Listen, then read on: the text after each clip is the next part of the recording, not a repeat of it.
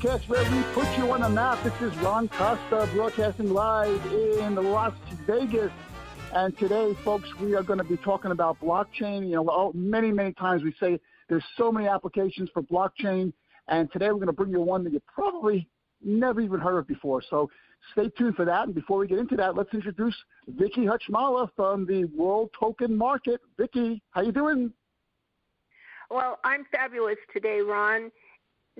Another great day in Vegas, as always. And today we have a special guest, and we're going to talk about something new with blockchain. We're going to talk about how he's impacting the world with what he's trying to do. So it should be pretty interesting, a kind of different subject. Yeah, absolutely. And our listeners should be aware that he's a repeat guest. So let's bring him on again. Let's introduce Alastair Caithness. He's the CEO of Ziyen, and he's the Chief Blockchain Policy Advisor for AmeriCoin. Alastair, how you doing over there today? Yeah, I'm doing great, guys. Great to speak to you again, Ron and Vicky. So it's a pleasure to be back on the show. Yeah, I'm glad to have you back. I know you guys have been really, really busy with everything that you've been doing. Your plate is quite busy, it looks like, from your schedule, huh? Yeah, it's just as the world collapses, I seem to get busier. Well, that might be a good thing, Alastair. That means that you're trying to hold it up. Exactly. Trying my best anyway, you know.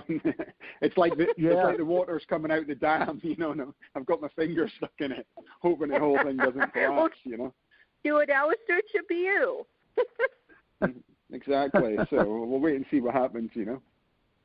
Yeah, so as we get started on this, let's just go over again in case anyone hasn't listened to the last time you were on the show.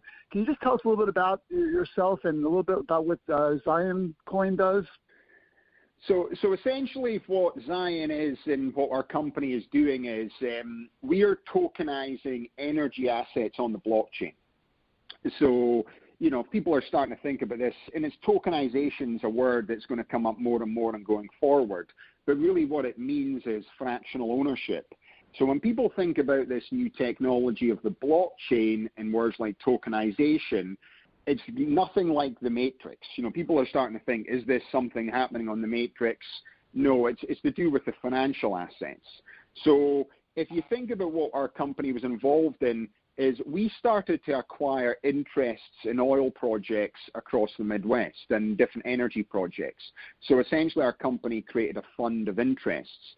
Now, part of the problem with energy projects or oil projects that people own interests in, especially in America, is if you own a non-op working interest. So what I explain by that is that if an oil project, say, is 50% owned by the main operator, 10% or 20% owned by the landowner, so say 20%, and then 30% is owned by all these investors who own a non-operated interest. So they might own 1%, 2% of the project.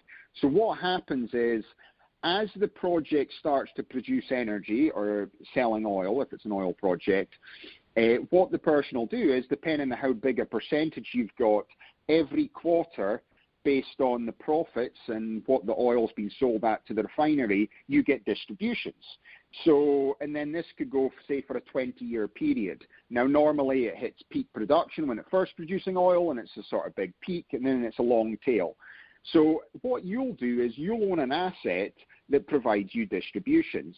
But the problem is that if you ever want to sell this asset, it's very difficult to sell because, you know, if you've got 1% of an oil-producing asset in Indiana and it's been producing oil for 6 years, you know, you've got your money back, you're actually in profit, and you want to sell this asset is, you know, A, you've got to find someone in the world who wants to buy this asset, and 2, what's the valuation of this asset, and then how do you sell it? So really, what we've been looking at in terms of tokenization is we're actually changing the financial structure of the oil-producing asset.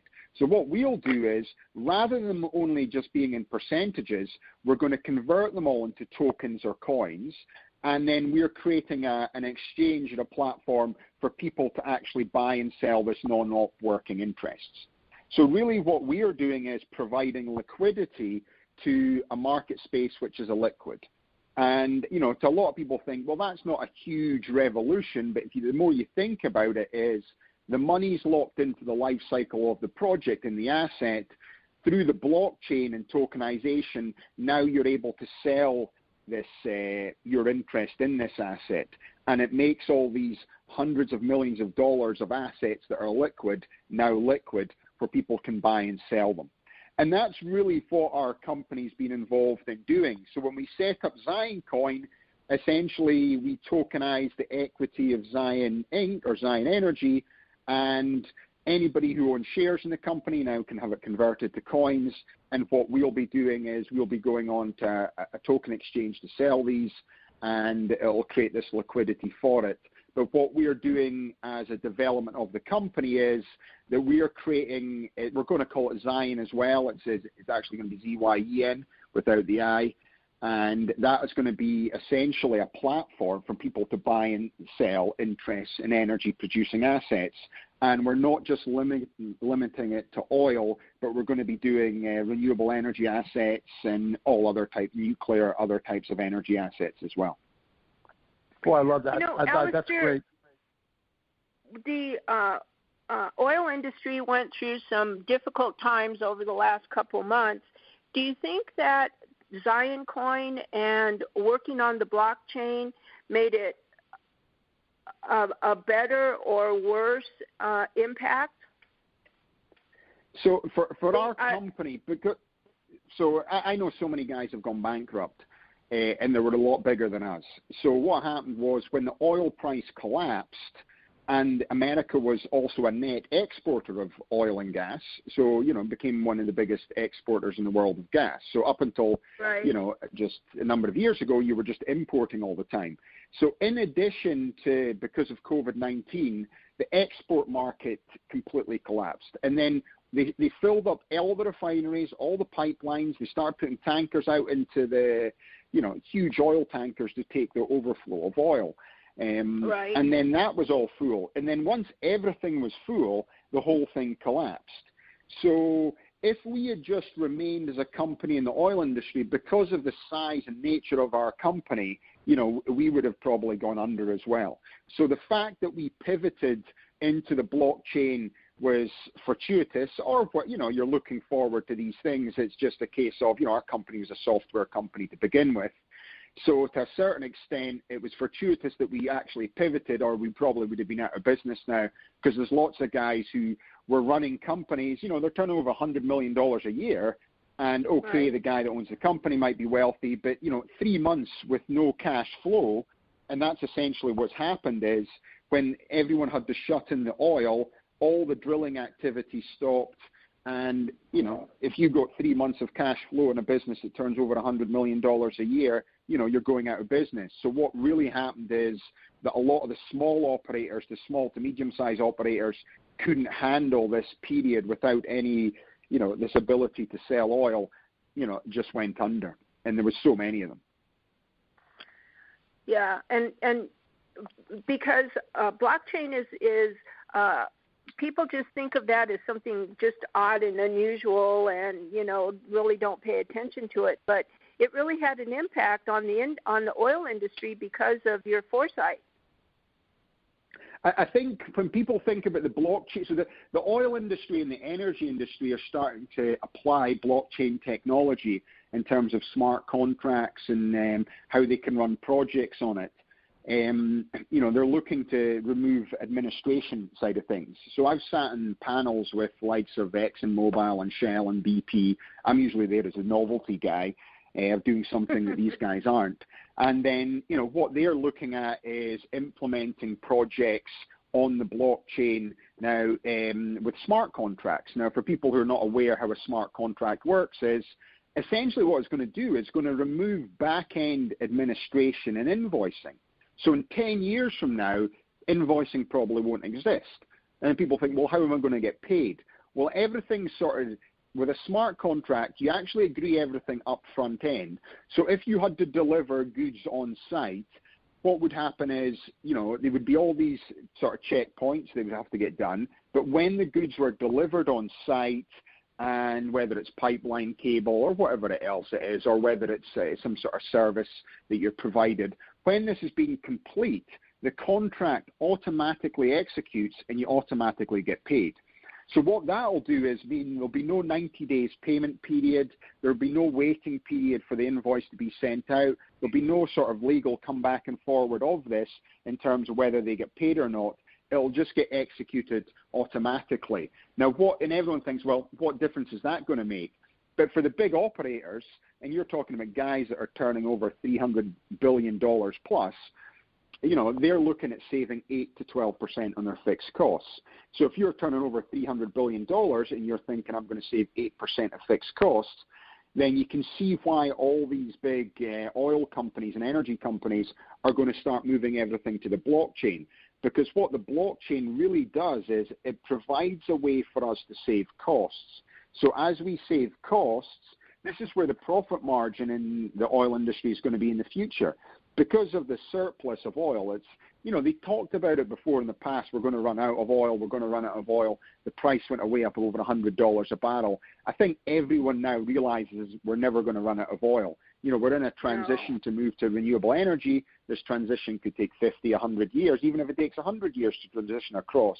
We're never going to run out of oil the way it's going to operate going forward. So to a certain extent, the huge oil prices, unless there's a war in the Middle East or something that's going to drive the price over $100 a barrel, then really you're going to be looking at $50, $60 a barrel for oil going forward. So therefore, how do these big operators make their profits? Well, it's by reducing fixed costs. And what the blockchain is going to do is, it's one of the key aspects of it and why it's going to get implemented is just the ability to reduce fixed costs. Yeah, and somebody always has to be the risk taker and the one who has the idea, the concept, puts it into action, and then leads everybody else along into a new way of doing things. And I think that it's commendable that you did that, Alastair, and you showed the big boys a better way of doing it, especially in light of the oil collapse and the virus.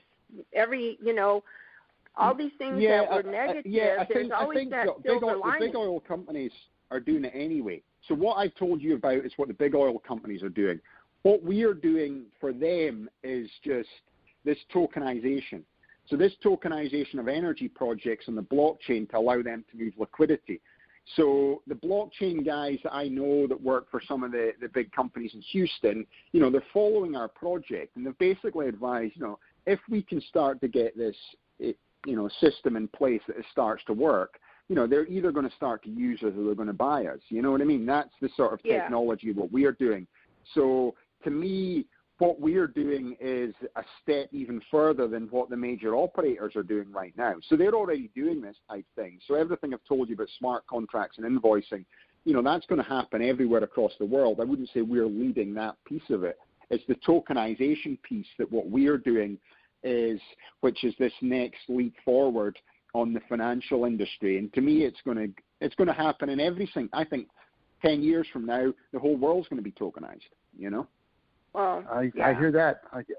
A couple of questions about what you just said, Alastair. One is the smart contract. That's the vehicle that distributes the dividends that you mentioned earlier. Is that right? They do that automatically? No. So the smart contract is that's what operates on the blockchain. So it's like you're going to replace invoicing with smart contracts. So when people think, how am I going to get rid of back-end admin? We've got our admin team. They pay everybody. Everything goes back and forward. The whole back-end administration will end up all just getting converted into smart contracts. So this is where the cost saving is going to come just from that piece of the blockchain. So what's going to happen is the blockchain is going to, because of the technology, and this is just one use case, it's just going to affect so many different things, Yeah. Do people who want to get involved in this have to have a digital wallet to participate? If they want to acquire Ziyen coins or any other tokens, they'll have to have some form of digital wallet. I think if people want to get involved in the blockchain, because people are starting to hear about it more and more, there's lots of information online. You can just Google blockchain and start reading, watching videos about it. And then all the major universities like Harvard, MIT, they're all now running blockchain courses. Now, their courses' maximum length is 12 weeks. Now, the reason it's 12 weeks is because essentially, there's not enough stuff to do a 4-year course. So this is where the opportunity for anyone out there is, I've heard about this technology, I don't know too much about it. They're running courses that you could do, and then off the back of this 12-week course, you're now an expert in this technology, or an expert compared to people of no knowledge, that you can suddenly start to move straight into that industry. And I think for people to understand how it's getting adopted, it's a bit like the start of the internet. This is, the blockchain, they always talk about it. It's like the next iteration of the internet. The difference between the blockchain and the start of the internet is when the internet first came out, unless you were a developer, like you did HTML and CSS and you did all this type of coding, you could never really work on the internet. You had to have specialist developers. With the blockchain and the way it's evolving is it's becoming so user-friendly that it's not going to have this lag adoption by these specialists. And then right now, all the blockchain, so when we originally developed our platform to tokenize energy assets, so we've already tokenized energy assets. We created it on our own, and we worked with a private company and did it on our own, created our own blockchain to do it. But really, for the data piece of it, we redesigned it, and we're going to operate on Amazon's blockchain. So Amazon have got their own blockchain. IBM have got their own blockchain. All the major software companies are creating their own blockchain. So to a certain extent, when people think, oh, well, why am I going to start using it? You're going to start using it anyway. You're probably using it already today in so many different ways. It's just that and now all the major software companies are coming in and going to be using this technology and developing this technology that in 5 years from now, whether you like it or not, you'll be using it, Isn't that crazy? Yeah, it's like I should have gone to coronavirus college in December. I'd be an expert by now, right?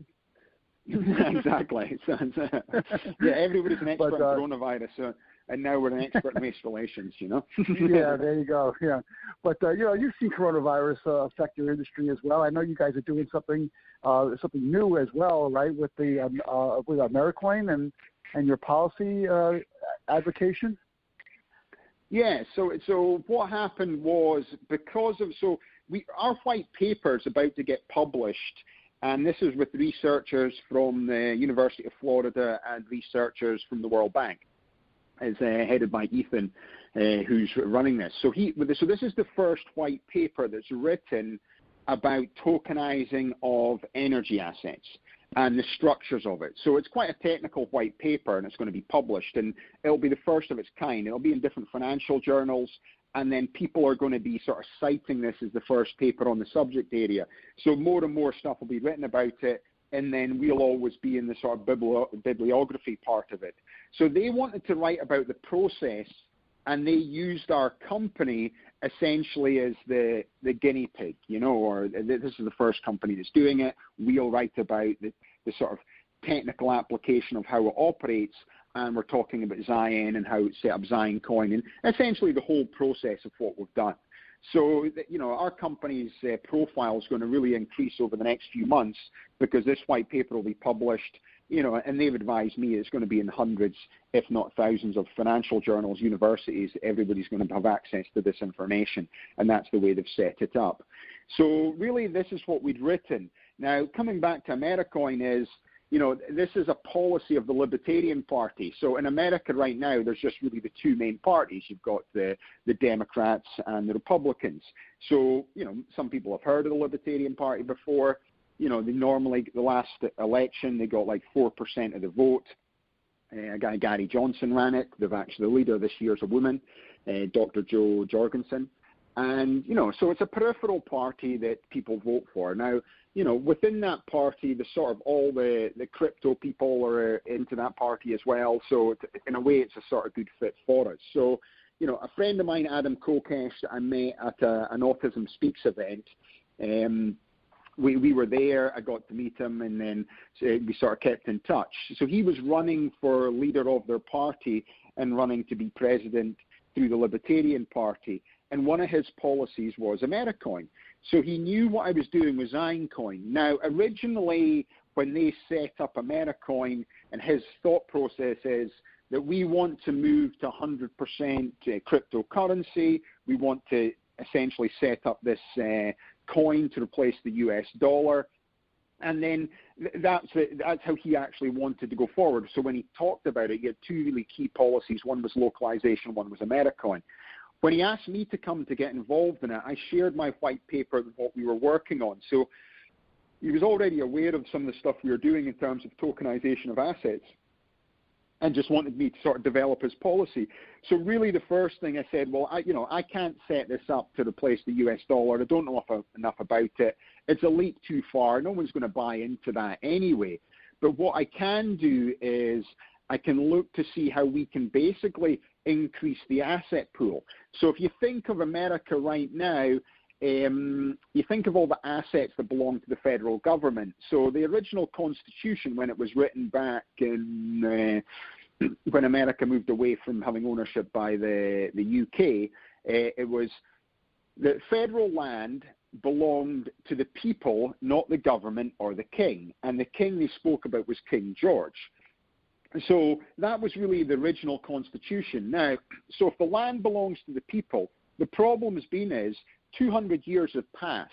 Now, a third of the land still belongs to the federal government. So you're looking at 640 million acres.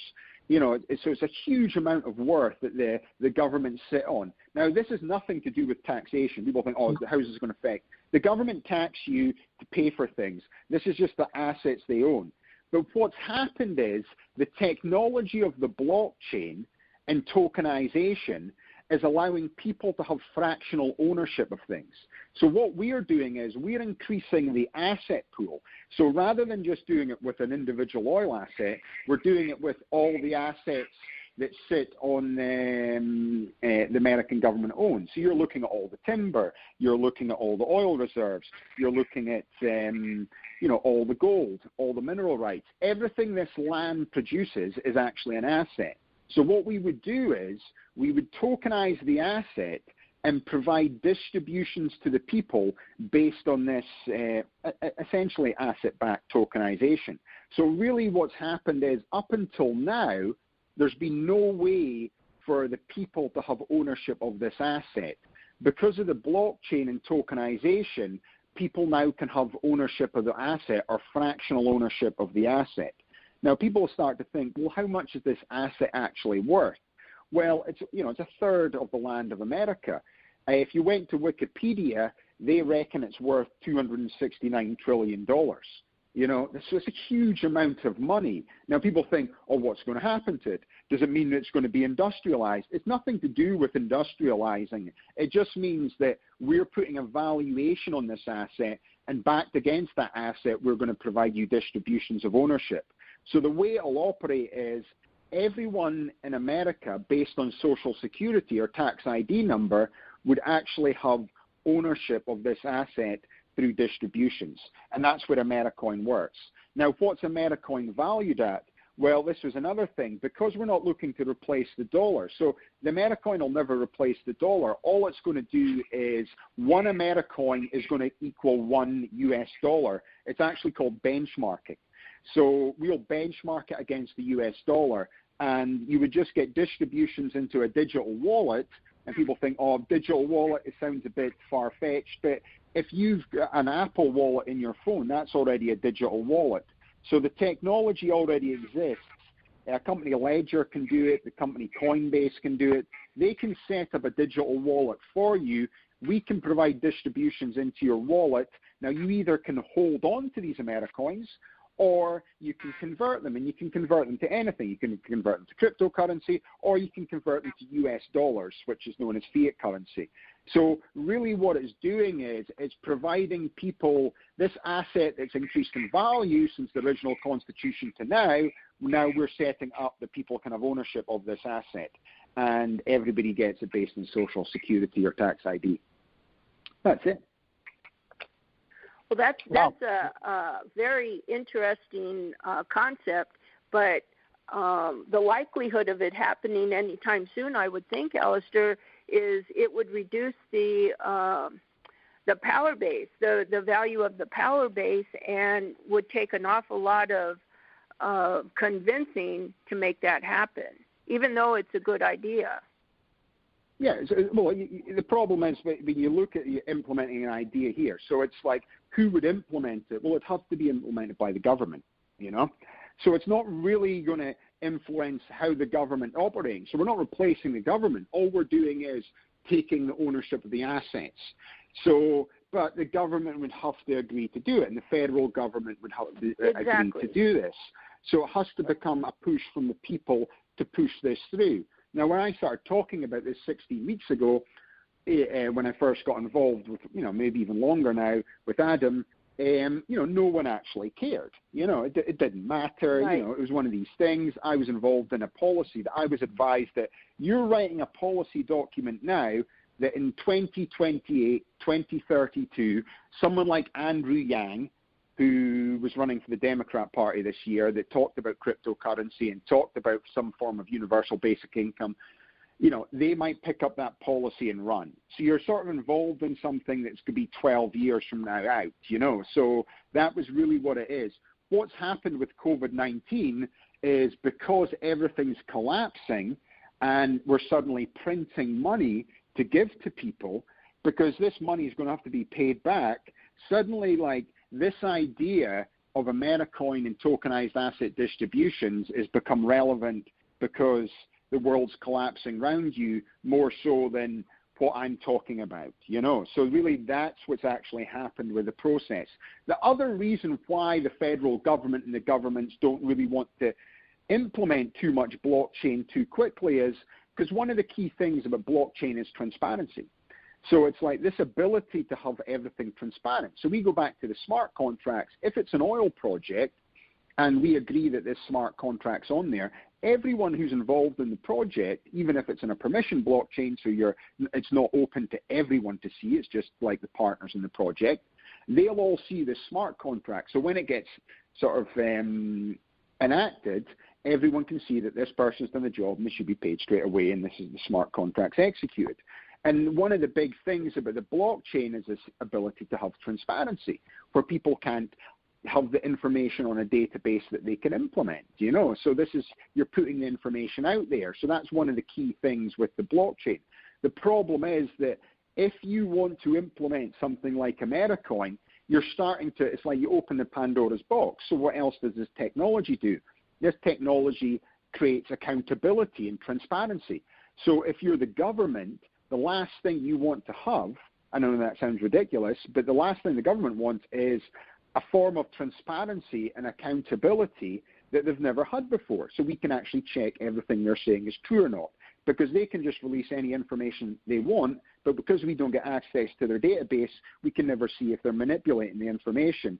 But once this information's on the blockchain, then essentially even on permission blockchains, other people can still see this information.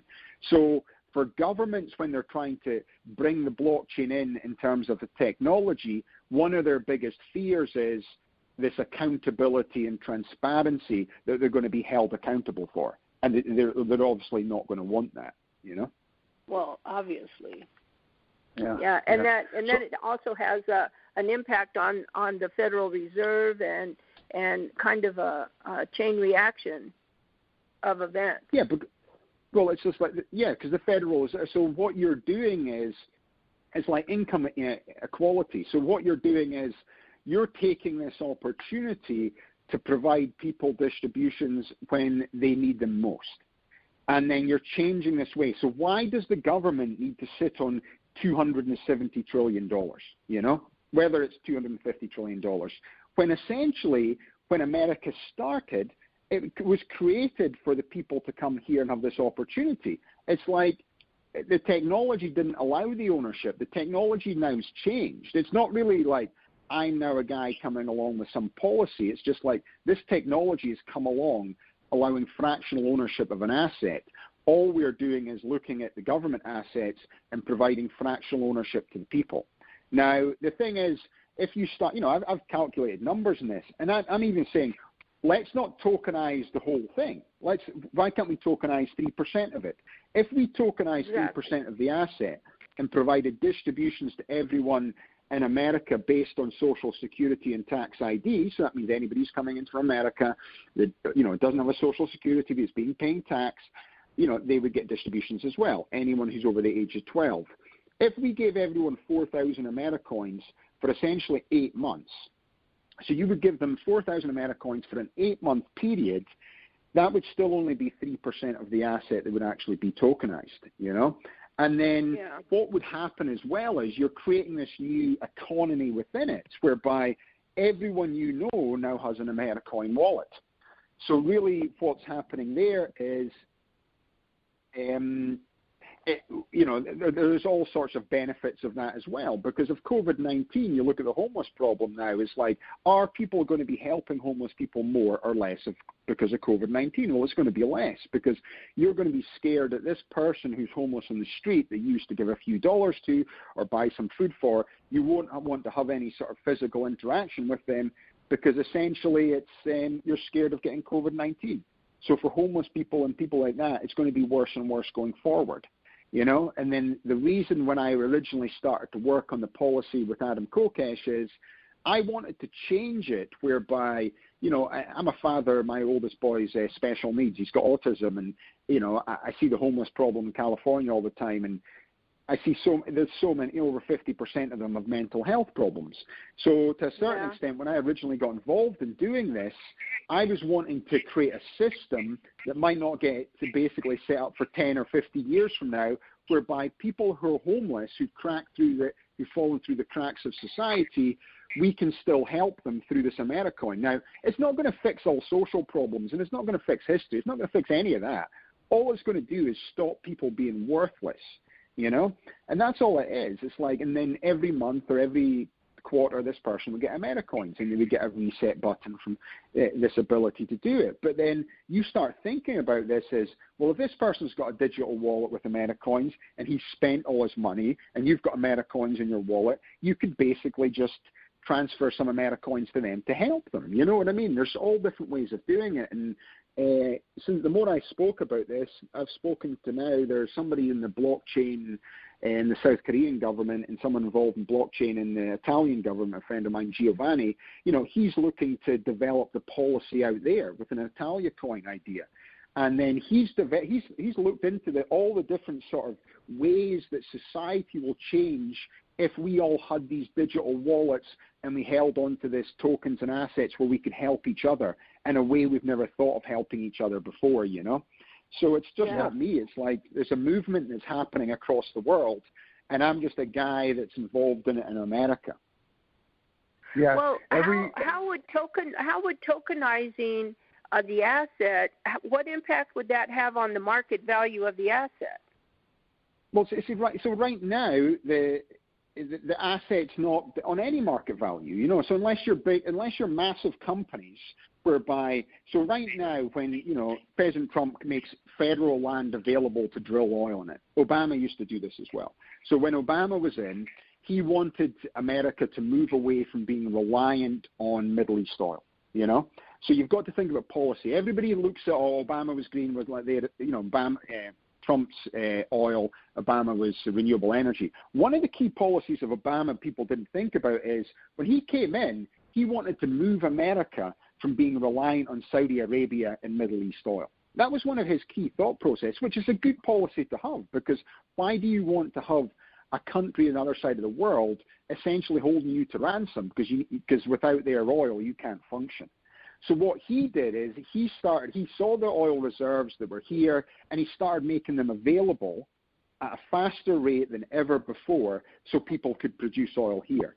When President Trump came in, he just saw the opportunity, wait a minute, we could become the biggest exporter of oil and gas in the world because we're sitting all this. So he made even more federal land available. But right now, that federal land still just belongs to the government. So all we're doing is tokenizing the government's asset and providing distributions on it. Yes, and let me see if I can understand this distinction that you made earlier. the dollar is a fiat currency, basically. It's not really backed by anything. Yeah. The difference here is that when you're talking about AmeriCoin, you're actually backing this with a physical asset. Is that right? Yeah. It's a physical asset. I think for people to think about it, especially older generation, you think of it like a giant savings bond, you know? So when you get a savings bond and you thought, okay, it's more like a bond than a currency. Because it's called coin and people think cryptocurrency, everyone's obsessed with what it is. People don't realize that it's the technology that's coming in. So this is like a big savings bond. And what we're doing is we're giving you distributions of this saving bond. Now, this saving bond or this tokenized asset actually makes money. So my advice is don't sell them. You hold on to them as long as you can. But if you need to sell them, you can, just like a savings bond, you know, because this thing's going to increase in value. It's like the people who got involved investing in companies at the start of the stock market, the value of their shares from 200 years ago to now and the valuation of the markets is just, you know, it's one of these things. It just increases in value. So what we're saying is this big asset that we own, we're now, the government owns, we all own little fractional interests of it, but this big asset makes money. So try not to sell it, but if you have to sell it, it gives people the opportunity for it, you know, and that's really what we're actually creating. So to a certain extent, and the technology is already in place. The company Ledger, I spoke to their head of business development, and I told them what I'm wanting to do, and I told them in terms of, you know, how long will the technology take for us to set this up. So most people can download an app for a phone. You know, if you've got your credit card in your phone, you're already using a digital wallet. That's what it is. You know, it's a digital wallet that you don't have to do it. So you don't have to type your card in. If you've got an Apple wallet, you can go to Starbucks and you can scan it. That's a digital wallet, people. You're already using it. It's like what we spoke about at the start. I don't know whether I'm going to use this technology. You're using it anyway. You just don't know the terminology. So that already exists. So when I spoke to Ledger about it, I said, how long would it take us to set this up? And he goes, about 5 days. So it's 5 days to set the technology up because the technology already exists. We'd have to rebrand it. We'd have to set it up, but we can do that. Now, the problem is the government has to put the distributions into the AmeriCoin wallet, and that's the major problem what's happened. But really, if you think of it like a policy, it's a policy that, to me, it goes across political boundaries. Now, I'm involved in this originally from the Libertarian Party because it's the sort of crypto party that you've come from. And realistically, you know, the Republican Democrats are never going to like me in their party if I come along with this idea. So it's what this guy, Scottish guy, wants to hold us accountable. What we do on a daily basis, we'll throw that policy out the window. So it's like we'll go back to us just running the government the way we've been running it, you know. So it's, but really, if people start to move aside, and you've looked what's happened, especially small businesses in America. So when I originally started to speak about this, I got it picked up and someone spoke about it as like bailout Main Street. Because right now, you know, 40% of people in America are employed through small businesses. And so much of that is from the service sector. You know, so it's like these small businesses, what people don't realize is that in the 3-4 months of things being closed, they still had to pay their rent. Now, they didn't get chucked out, but you had to pay the rent. Now, if you're paying $10,000 a month rent and you've been closed for 4 months, now I know a guy that owns 2 cigar places in San Diego. Now, it's essentially he's paying, across both places, it's $25,000 a month, and he sells cigars. You know, that's $100,000 he's in the hole before he's even able to open up, and he's just able to open up now.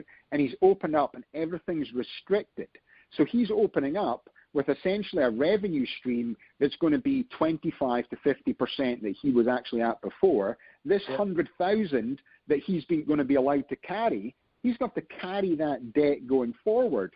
So coming back to when Obama had to borrow money to bail out the banks back in 2008, and now, you know, I speak about this a lot, and I get so many Democrats, well, it wasn't his fault. Yeah, it wasn't. I'm not saying it's his fault. I'm just saying that he had to borrow $800 billion, and they reckoned the average American took 6 years for the economy to basically stabilize itself because we've borrowed this money and all this furloughed money and all these bailing out money left, right, and center we're going to have to pay back, and that took 6 years. Right now, President Trump's at $3.2 trillion. The Democrats put through a stimulus plan that they rejected for another $3 trillion. The chances are he's going to put something bigger because he wants to do something bigger than them. So he might put through even just say for argument another 3. So you're borrowing $6 trillion. So now America's about to get in debt $6 trillion. It took us 6 years to pay back $800 billion. How long is it going to take us to pay back $6 trillion? You know, you're 10 years plus. So right now, out with the virus and out everything else. You know. Yeah, it's almost a mathematical impossibility to repay that kind of thing. So, there's significant problems coming up and already here. Well, I know is that when I tried to get a loan for $800 billion, my bank turned me down, so I couldn't do the things I wanted to do. But, exactly. So you just have to run the government for that, you know. yeah, that's right. But Alastair, like I said at the beginning of this podcast, I said we were going to talk about something that probably no one even knows about in terms of blockchain applications, and yours certainly is original. This idea with AmeriCoin is really very interesting, and I think the key to this happening for you right now is getting that white paper and that out to as many people who can read it. And really learn about this policy and get in front of as many eyeballs as possible. Yeah, and you've got to think about its asset and liabilities, because what you're doing is we're borrowing money. This is liabilities and paying back debt. What we're doing, talking about, is we're tokenizing the asset, then give you distributions. Now, people might think, well, no, this is just a harebrained, but you look at 2 models of it actually working right now. Well, Alaska right now runs a similar system whereby all the people in Alaska essentially get distributions based on the oil that they sell. And the country that's right now that you would look at, now they're not tokenizing it, but they've set their model up like this, is Norway. So Norway's not based in debt. Norway's based in assets. And Norway actually lends money to other countries based on the assets they've got and the valuation of all the oil they've got.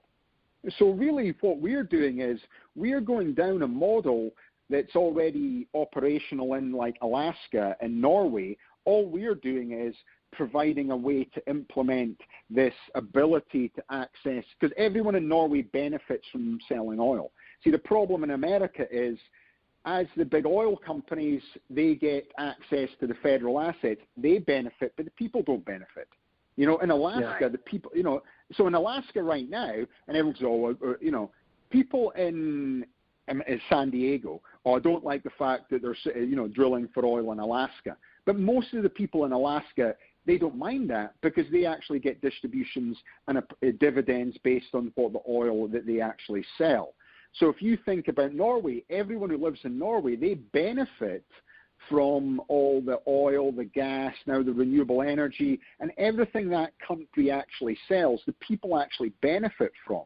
But in America right now, unless it's taxation where we're taxed to pay for things, the assets and essentially the profits from these assets, the people don't get. So all I'm doing is essentially creating a system whereby all the people, and you're going back over 200 years of everyone who's actually been working and paying towards, and you've been paying to develop this asset. So all we're doing is allowing the people to get the distributions based on that, and then we change the model from debt to assets. And we're getting distributions from the asset, which is essentially going down the Norwegian and the Alaska model. So it's the technology's allowing us to do it, but the leap of faith isn't that far off. You know what I mean? Because other people have done it, and we think, that's it. Well, that's the way the Indian reservations work too. That's why there's so many casinos built on Indian reservations, because the profit is then distributed to the people who live there on the reservation. It's exactly that. It's these models that are there, and I think when you start to delve deeper into it, and why obviously everything's happened with the race relations and George Floyd protests and Black Lives Matter. So this is everything that's come now as well, and this is now suddenly, and I'm starting to research a history of America, which is, it's funny, you come to America, you live here, everyone speaks about the Constitution. Now, I've been reading the Constitution. It's like most people I speak to America is, yes, I read this in the Constitution. Have you ever read it? No. Yeah, nobody's ever read it, but everybody's an expert. Everybody's an expert. And then you look at, so race relations in America right now, Black Lives Matter, everything they're looking to do, you know, they're talking about defunding the police, and they're talking about all these things in terms of why are they, because of the race and because of the color of their skin, they've basically been a second-class citizen in terms of slavery and then having to deal with apartheid that's actually happened. But, you know, institutional racism in America, when you actually look at it from a financial perspective, is that back from the early 1950s, they changed the loans that you could get in America from a 10-year mortgage to a 30-year mortgage. Now, what happened during that period was all the sort of lower class Americans, and you were talking about the Irish, the Jews, all these people are over here as well who worked in all the factories, etc. They started to be able to get this mortgage that would allow them to start to buy property to move into the suburbs. But African Americans never got access to this mortgage. So even though it seemed like it was fair, the financial fair play model didn't exist because the only people who could get 10-year mortgages were people who were wealthy. It was only the introduction of 30-year mortgages that allowed everyone else to start to acquire property. And that happened for up until the 70s. They weren't even allowed 30-year mortgages, you know. So they've missed out 2 generations of what's happened. So a lot of people in America, when you start to look at it, and I look at stuff objectively, really from financial perspectives. My dad's a bank manager, I think like that, you know. So that's why I'm in the blockchain. It's all about numbers and basically accounting. And if you look at that there, so when people are looking at, I saw Dr. Bernice King, which is Martin Luther King's daughter. Now, she talks about this, but people don't seem to listen, and most Americans don't realize this. And when I talk about this is on the internet, you can Google it, etc. When I talk about this, people don't realize that the inner cities were created. So essentially when the slave trade started in America and all the slaves were coming over, and I'm from the UK, and the UK's got massive race relation problems right now because suddenly, wait a minute, our entire history is based on slavery, you know? And unfortunately, the whole world's been based on slavery, and you're going into different religions and things like that to the, you know, it's like the pyramids, you know? That was slaves that pulled those things together. We're going to smash them down as well. So it's like there's so many things that will go back in so many ways in history. But if you think about it here, so originally the African Americans who were brought over as slaves into America, they worked in the fields. So they worked in the cotton fields. So in actual fact, 80% of them lived in the country. Now what happened was all these cities, which are Democrat cities, that's where all the factories were. And they set it up, and it was all white people that worked originally in the factories. And they set up the unions and started to get rights. And then obviously one of the rights was to get paid more money. So once they're getting paid more money, the people that owned the factories decided, oh, wait a minute, I'm not happy paying these people. I want to bring a new workforce in. So that's when they started. And they talked about this migration. It was a labor migration. So they started to take all the African Americans who worked in the fields, and then they brought them and they created the inner city areas for them all to live, and they all worked in the factories. So this is really how the migration actually happened. And, you know, you're probably aware of this, but when I speak about it, a lot of Americans don't realize this. So that's actually happened. So this migration of labor's happened. Now, they're moved into inner city areas, and then we started this loan program, Federal Housing Association 30-year loan. People started getting loans. But African Americans, because of the color of their skin, could only get a 10-year loan. And this went for another 20 years, essentially, before they were allowed 30-year loans. And then even after that, there was that sort of apartheid, racism, whereby they weren't even allowed it, even though the law allowed them to do it. So what actually happened during this period in America is all the poor white people that had come over here, by owning property, now, it's just the same as everyone else. Is if you pay rent on a property or you pay a mortgage, quite often the payment's the same. The only difference is in 20 years, you own something that's worth $500,000 to in 20 years, you've just paid off 20 years worth of someone else's mortgage. And they've not had this opportunity. So what's really happened is, and it's not to do, and then people think, oh, well, I'm not racist. I'm not saying that you're racist. I'm just pointing out this financial imbalance has happened during this period. So what you're seeing now is you're getting these race relation problems whereby people in inner city areas, because of education and because of opportunity, they can't get out. But it's also because of their, not only their father, but their grandfathers. And going back, this was the same for the Irish going back a number of years, except the difference being now is their grandfather or great-grandfather got to buy a house, and when the wealth got passed down, the wealth was in the property, and they missed out on this opportunity. So really what's happening, and you talk about AmeriCoin, with this ability to actually give them an asset and reset an asset whereby suddenly they would have ownership of the government asset, and using this ownership of the government asset, they could actually start to put down deposits and buy houses and start moving into the suburbs. And to me, it's like, it's weird in a way how this policy that was talking about, it's not evolved. It's just suddenly it just becomes a way to create this economic, fair play playing field. Yeah, absolutely. And Alastair, if somebody out there is listening to this and they want to get more information on this AmeriCoin or read the policy paper, how would they do that? Do you guys have a website? Do you have any resources out there that so it can just come to Ziyen.com. And I also do it, so they can send information. I can send the white paper. If they type AmeriCoin into Google, there's been quite a lot of articles written about us now.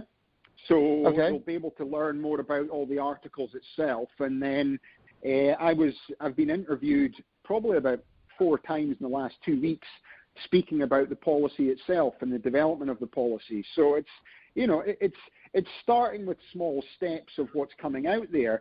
What I believe is going to happen is, what I'm offering is an opportunity to basically allow America to hit a reset button right now, because what's going to happen, and I've been advised by guys who are smarter than me and they're attorneys that work with our company, that America is, the difference between rich and poor in America, the divide is about to go massive. And it's basically, there's 2 lines that are happening here, Ron, and you've got to be in the line that's with wealth, because if you're in the line that's poor, eventually you're going to be poor forever. That's the sad reality of COVID-19. People are just starting to understand it, because we were so scared. Because, initially what's happening, we're all panic buying. Okay, we'll all get in. Now people are coming out. There's still COVID-19. It affects older people more than young people. We're starting to understand this, but we're going to be living with this probably for the next 2 years. And then because everyone was locked in, and because what happened to George Floyd, and because of the Black Lives Matter movement, everything else, it's basically it's America's biggest problem is the race relations problem that's happened there as well. It's your biggest policy. Anyone coming in from America doesn't really understand it. I'm just starting to understand it by speaking to lots of people, and I've been here 5 years. That's come along. But the economic problems of COVID-19, it's like today the IMF said the world's going to contract by 4.9% next year. So that's a huge contraction, 4.9%. That's like crazy. If you think right now, if the world doesn't have growth, it has 0% growth, that means if you're in a job with 0% growth, means there'll be no other jobs for you to go to, so you better keep your job. But if it's contracting, it means there's going to be less jobs and less opportunity. So when the number doesn't sound so much at 4.9%, it's absolutely massive. Places are going to get devastated. You look at a place like Lebanon right now, whereby over there, their currency has just collapsed because of COVID-19 and because of the problems there. It's like a 70% collapse in their country. Unemployment is just everywhere now. It's just like, it'll just go so high in areas. So there'll be places in America that next year, unemployment in some of these inner city areas could be over 30, 40%.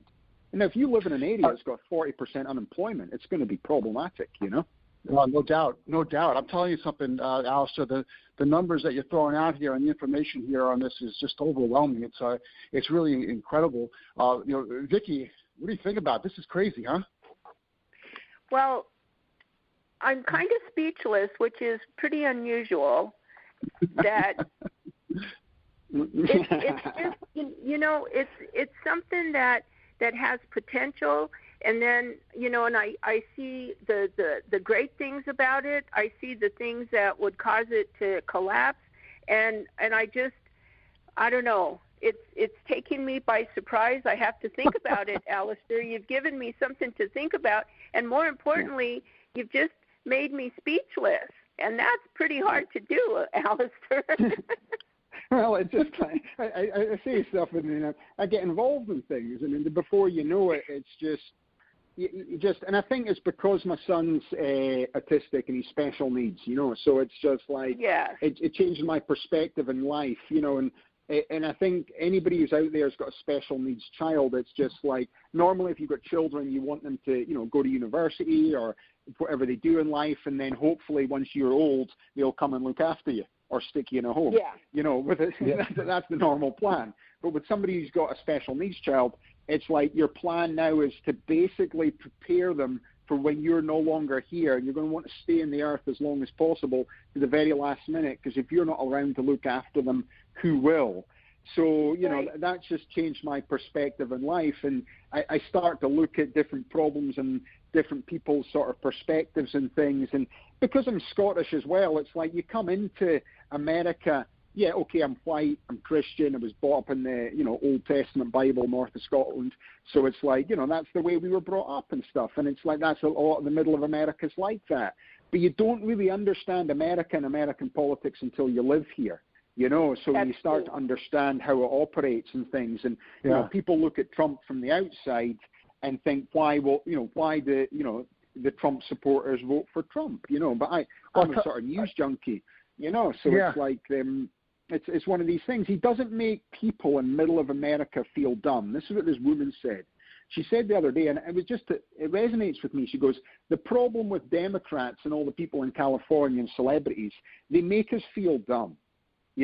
And we're not dumb. Right. And the thing about Trump is he never makes us feel dumb, and that's why I like him, and that's just and that's actually just something that's, and then if people think about that for a second is, and you're, especially celebrities, there's nothing worse than a celebrity. I'm living in a $30 million house. It's just like COVID-19 is not a disaster because I've got my own basketball court. I'll tell you what, Alastair. After what you're doing here and your goal with AmeriCoin, I'm going to consider you a celebrity, because you're going to be looking back on this and say, wow, we got this guy on before this thing really got big. So I want to thank you for taking the time. I know you're really, really busy. And if you're ever in Vegas, come visit. And I'd love to play around the golf with a guy with a Scottish accent. That would be great. Yeah, I can talk about this stuff all day long, Yeah.